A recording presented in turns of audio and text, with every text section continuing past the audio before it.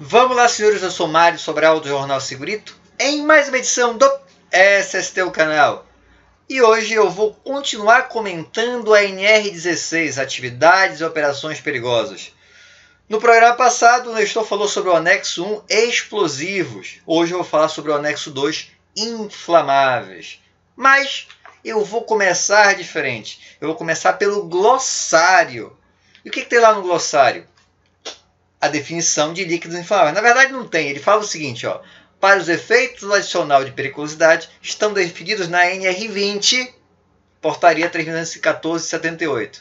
Então, a NR16 ela não define líquidos inflamáveis. Ela pede para a gente olhar na NR20. Então, bora lá na NR20. O que vai estar lá? Líquidos inflamáveis. São líquidos que possuem ponto de fulgor menor que 60 graus Celsius.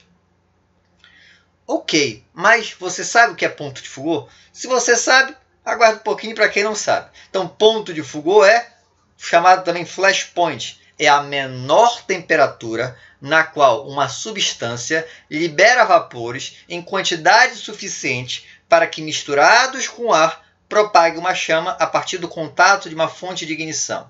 Aqui ao lado é como ele se chega nesse ponto de fulgor. Então, percebe que tem uma chama embaixo, né? E tem um determinado líquido ali em cima. E tem um termômetro ali sendo segurado. Vai aquecendo, e tem uma chama ali esperando. Quando o vapor começar a sair, vai inflamar. E nessa hora eu tenho a temperatura. Esse é o ponto de fulgor. O problema é que esse ponto de fulgor ele não se sustenta. É a menor temperatura. Então, se eu apagar no mesmo momento a chama que está ali embaixo, apaga o fogo, tá? Então, isso seria o ponto de fulgor. Então, bora ver se a gente entende agora. São líquidos que possuem ponto de fulgor menos de 60. Menor ou igual a 60. Então, seja com menos de 60 graus, eu já posso iniciar a chama. E para efeitos desta norma, no 16.7, está escrito o seguinte, ó. Para efeito desta norma regulamentadora, considera-se líquido combustível, percebe que é diferente de inflamável, líquido combustível, todo aquele que possua ponto de fulgor maior que 60 e inferior ou igual a 93 graus Celsius. Então, percebe que para ser inflamável é menor que 60, inflamar mais fácil. Para ser combustível é de 60 até 93. Então, temos as definições de inflamável e combustível. E agora sim, vamos começar a leitura do anexo 2, atividades e operações perigosas com inflamáveis. E ele fala o seguinte, ó, são consideradas atividades e operações perigosas, conferindo aos trabalhadores que se dedicam a essas atividades e operações, bem como aquelas que operam na área de risco, adicional de 30% realizadas. O que é que tem de importante?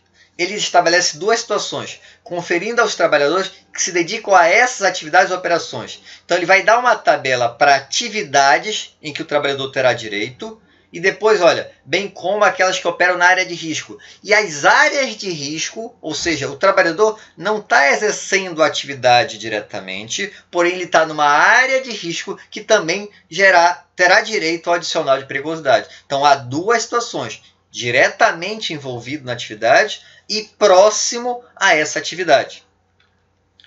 Então, a primeira é da atividade. Olha, atividades e operações perigosas com inflamáveis. Item A, na produção, transporte, processamento e armazenamento de gás liquefeito. Nesta atividade, ou nestas atividades, o trabalhador tem direito. Ao lado vai estar a mesma coisa nesse exemplo. Para pegar um outro exemplo. C, nos postos de reabastecimento de aeronaves. Nessa atividade, vai ter direito. E olha que ele coloca do lado todos os trabalhadores nessa atividade, sejam envolvidos diretamente ou que operam na área de risco. Então, vai ter outra tabela que diz qual é a área de risco. Na sequência deste quadro, a NR16 apresenta alguns conceitos para melhor entendimento. Por exemplo, operações em postos de serviço e bombas de abastecimento de inflamáveis líquidos. O que é isso? São atividades ligadas diretamente ao abastecimento de viaturas com motor de explosão. Então, ele dá alguns conceitos para a gente conseguir entender a tabela anterior.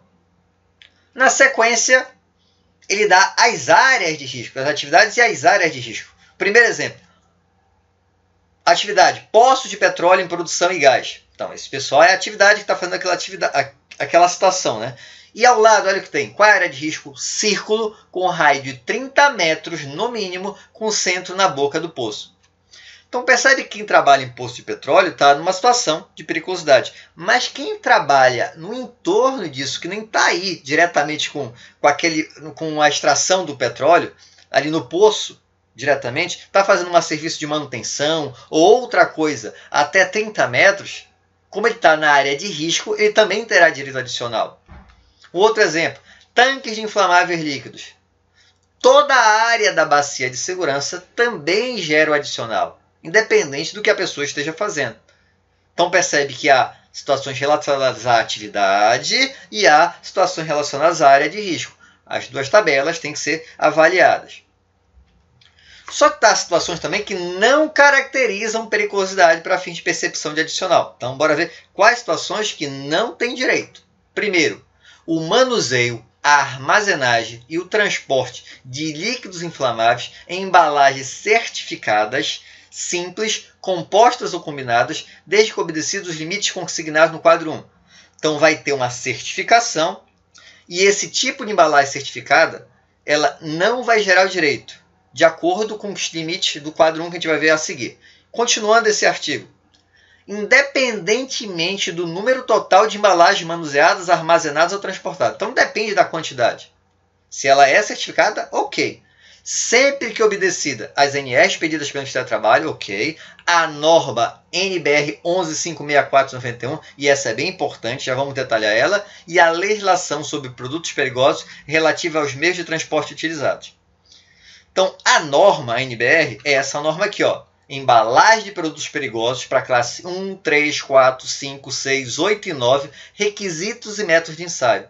Então, se eu tenho uma embalagem que ela passou aqui em quê? Ensaio de queda, estanqueidade, pressão interna, resistência ao empilhamento, ensaio de perfuração, significa que essa embalagem, se ela cair, se alguma coisa pressionar dela, ela não vai perfurar, ela não vai abrir com facilidade. E é por isso que não vai gerar o direito ao adicional, porque é uma embalagem certificada.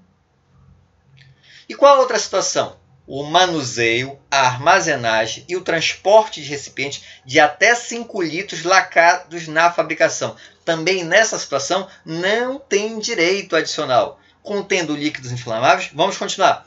Independente do número total de recipientes armazenados, manuseados ou transportados, sempre que obedecidas as NRs pedidas pelo Ministério do Trabalho e Emprego e a legislação sobre produtos perigosos relativas aos meios de transporte utilizados. Então, eu tenho um galão lá de 5 litros, ok, lacrado da fábrica do direitinho, mas eu tenho 100 galões de 5 litros. Ah, tem muito combustível aqui, ou muito inflamável. Não interessa. Ele está dizendo, ó, independente do número total de recipientes armazenados ou manuseados ou transportados. Então, nessa situação, também não gera direito adicional. O quadro 1 que ele falou lá em cima era esse aqui, ó.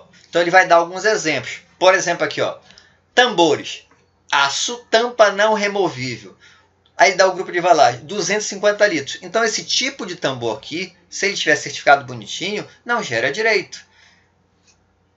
Olha lá em cima, tem grupo de embalagem 1, 2 e 3. Percebe que ele tem um asterisco do lado? Se você aqui olhar ao lado, vai ver, ó, conforme definições da NBR 11.564 da BNT. Lá nas bombonas, olha lá, aço, tampa removível 60 litros. Percebe que tem 2 asteriscos lá na bombona? Tem outros vários com 2 asteriscos? O que é isso? Ó? Somente para substâncias com viscosidade maior que 200 mm² por segundo. Então, ele estabelece também as características. Então, nessas situações, ok. Tá? Espero que tenham gostado. Se gostaram, já sabe, né? Curte e compartilhe aqui o nosso vídeo do SSTU Canal. Mas além do SSTU Canal, também, vez por outra, me acompanhe. Eu tenho um canal Jornal Segurito no YouTube. O Nestor também tem um canal dele, Nestor W Neto. Além disso, eu tenho um podcast, Segurito Enquete, com áudios toda segunda e sexta. O Nestor tem o site dele, segurançatrabalho.nwn.com. E eu tenho o site www.jornalsegurito.com. É muita informação para você acompanhar. Então, se gostou, curte, compartilha e vez por outra nos acompanha nos todos os canais que nós temos disponíveis para você. E qualquer coisa, comenta aí embaixo ou manda um e-mail para sobralj@hotmail.com. Um abraço e até o próximo programa. Olá, eu sou o editor do site Segurança do Trabalho, MWM. Olá, eu sou Mário Sobral do Canal Seguro. E juntos estamos fazendo